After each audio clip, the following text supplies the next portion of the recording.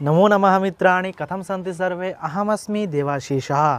तो आज की इस वीडियो में मैं आपको मुंडको उपनिषद के अनुसार उसका दार्शनिक स्वरूप के बारे में बताऊंगा, जो कि आपकी परीक्षा की दृष्टि से बेहद महत्वपूर्ण है और लगभग हर साल पूछा भी जाता है। तो बड़ा ही रोचक और ज्ञानवर्धक ये वीडियो होने वाला, तो इस वीडियो को लाइक कर देना और अगर आप मेरे चैनल पे नए हैं तो प्लीज़ चैनल को भी सब्सक्राइब कर देना। और अगर आप वैदिक साहित्य से संबंधित किसी और टॉपिक जैसे अग्नि सूक्त, अक्षर सूक्त, शिव संकल्प सूक्त और पराविद्या और अपराविद्या इत्यादि विषयों के बारे में जानना चाहते हैं तो मेरे इस प्लेलिस्ट को एक बार जरूर चेकआउट करना। चलिए अब आज की इस वीडियो को स्टार्ट करते हैं।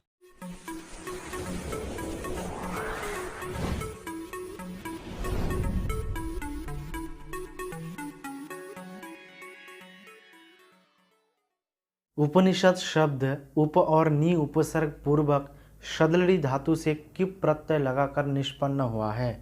उप का अर्थ है समीप, नी का अर्थ है निष्ठा पूर्वक और शदलड़ी धातु का अर्थ है बैठना। इस प्रकार उपनिषद का अर्थ है गुरु के समीप विनम्रता पूर्वक बैठकर ज्ञान की प्राप्ति करना। मुंडको उपनिषद अथर्ववेद की शौनक शाखा की उपनिषद है।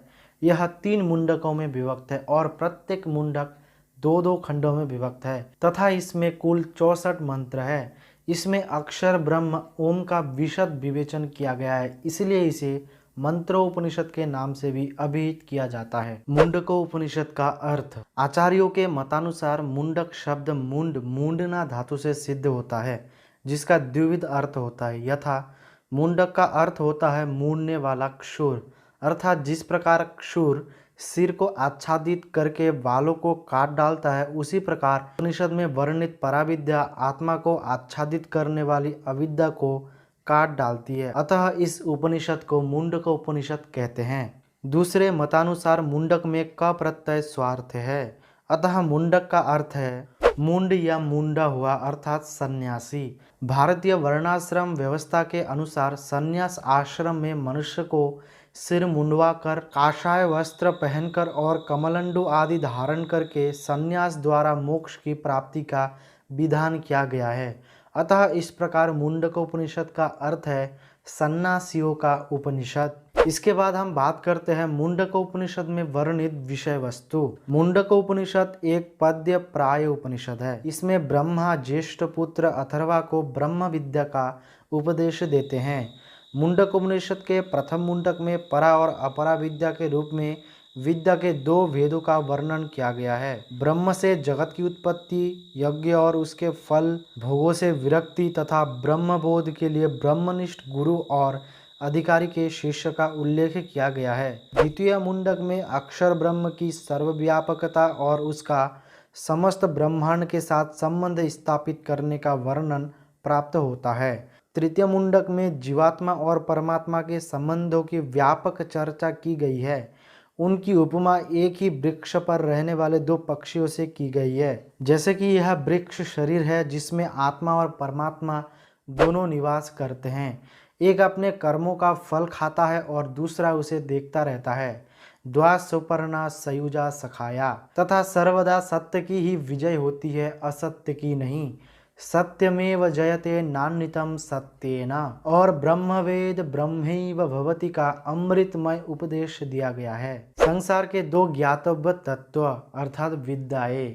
विद्या का अर्थ होता है ज्ञान, शिक्षा और अवगम। महर्षि दयानंद के अनुसार जिससे पदार्थों के यथार्थ स्वरूप का ज्ञान हो उसे विद्या कहते हैं। अविद्या का अर्थ होता है अज्ञान, अर्थात विद्या से भिन्न ज्ञान जो यथार्थ ज्ञान नहीं है। वैशेषिक दर्शन के अनुसार अदुष्ट विद्या अर्थात जो ज्ञान दोषपूर्ण नहीं है वह विद्या है, और तददुष्टम ज्ञानम अर्थात दोषपूर्ण ज्ञान अविद्या है। मुंडको उपनिषद में विद्या के 2 भेद किए गए हैं, एक है पराविद्या और दूसरा है अपराविद्या। तो आइए अब हम बात करते हैं परा और अपरा विद्या का स्वरूप। मुंडको उपनिषद में प्राणी मात्र के लिए 2 तत्व पराविद्या और अपरा विद्या को आवश्यक रूप से जानने का निर्देश देते हुए प्रश्नात्मक शैली में वर्णन करते हुए कहा गया है कि ऋषि शौनक आचार्य अंगिरस के पास विधिपूर्वक आकर पूछा, अस्मिन्नु भगवो विज्ञाते सर्वमितम विज्ञातम भवतीति, अर्थात किसके जान लेने से सब कुछ जाना जा सकता है। इसके उत्तर में आचार्य अंगिरा ने शौनक से कहा, तस्मै स होवाच द्वे विद्ये वेदितव्ये इति हस्म यद ब्रह्मविदो वदन्ति परा चैवा परा च। अर्थात उस अंगिरा ऋषि ने शौनक को कहा, ब्रह्मविद लोग ये कहते रहे कि दो विद्या को जानना चाहिए, पराविद्या और अपराविद्या। इसी उपनिषद में ये भी कहा गया है कि वेद और षड वेदांग, शिक्षा, कल्प, व्याकरण, निरुक्त, छंद, ज्योतिष ये अपरा विद्या है और पराविद्या वो है जिससे ब्रह्म को जाना जा सकता है। तो आइए अब हम मुंडको उपनिषद के अनुसार दार्शनिक स्वरूप को समझते हैं। तो मुंडको उपनिषद में दार्शनिक स्वरूप को बतलाते हुए कहा गया है कि द्वा सुपर्णा सयुजा सखाया समानम वृक्षम परिशस्व जाति तयोरन्नः पिप्पलम स्वादवत् नश्नन्यो अविचाक्षेति। अर्थात संसार वृक्ष के दो पक्षी, एक दृष्टा दूसरा भोक्ता है। दो पक्षी हैं, सुंदर पंखों वाले, साथ साथ जुड़े हुए, एक दूसरे के सखा, एक ही वृक्ष को सब ओर से घेरे हुए हैं। वे उनमें से एक वृक्ष के फल को बड़े स्वाद से चख रहा है और दूसरा बिना चखे सब कुछ देख रहा है। यह दो पक्ष ही जीवात्मा और परमात्मा है। प्रकृति ही वृक्ष है, कर्मफल ही वृक्ष का फल है।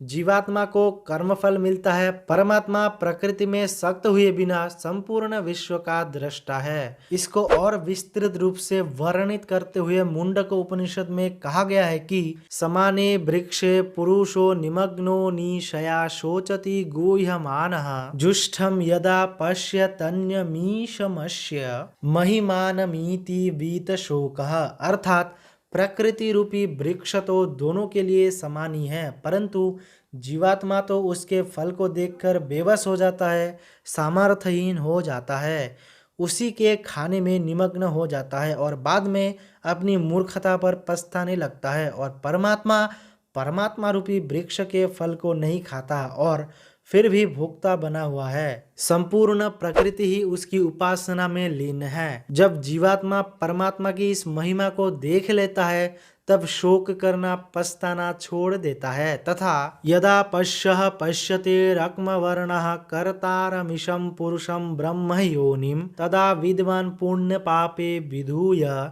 निरंजनः परमं साम्युपेयति। अर्थात जब जीवात्मा दृष्टा बनकर बृहद विश्व के कारण, इसके स्वामी, इसके कर्ता, प्रकाश स्वरूप पुरुष को देख लेता है तब वह विद्वान होकर पाप पुण्य को छोड़कर शोक, मोह, राग, द्वेष से अलग होकर परम समता को प्राप्त कर लेता है। प्राणो ह्येष यः सर्वभूतेर्विभाति बीजानन विद्वान भवते नातिवादी आत्मक्रीड आत्मरतिः क्रियवान एष ब्रह्मविदां वरिष्ठः। अर्थात जब विद्वान पुरुष जान लेता है कि सृष्टि से जो पंच महाभूतों की आभा छिटक रही है, यह वास्तव में उस ब्रह्म की उत्पन्न हुई प्राण शक्ति ही अटखेलिया कर रही है तथा जीवात्मा को यह आभास हो जाता है कि सत्य से, तप से, सम्यक ज्ञान से और ब्रह्मचर्य से परमात्मा को प्राप्त किया जा सकता है। सत्येन लभ्यस्तपसा येष आत्मा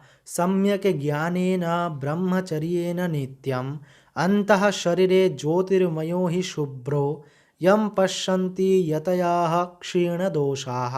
अर्थात वह आत्मा नित्य के सत्य से, तप से, सम्यक ज्ञान से और ब्रह्मचर्य से पाया जा सकता है। शरीर के भीतर ही वह शुभ्र ज्योतिर्मय रूप में विद्यमान है। यति लोग राग, द्वेष आदि दोषों का परित्याग करके उसे देख पाते हैं। अतः उपरोक्त विवेचनों से ज्ञात होता है कि जिस प्रकार मकड़ी अपने में से जला बना डालती है और फिर समेट लेती है, जैसा कि कहा भी गया है कि यथोर्णनाभिः सृजते गृह्यते च यथा पृथिव्याम् ओषधयः संभवन्ति यथा सतः पुरुषात् केशलमानि तथा अक्षरात् संभवतीह विश्वम। अर्थात मकड़ी अपने में से जो जाला निकालती है वह अपने शरीर में से ही निकलती है, अपने में से, अपने आत्म तत्व में से तो नहीं निकलती। उसी प्रकार ब्रह्म भी अपने शरीर में से और प्रकृति ही उसका शरीर है, इस विश्व की रचना कर डालता है।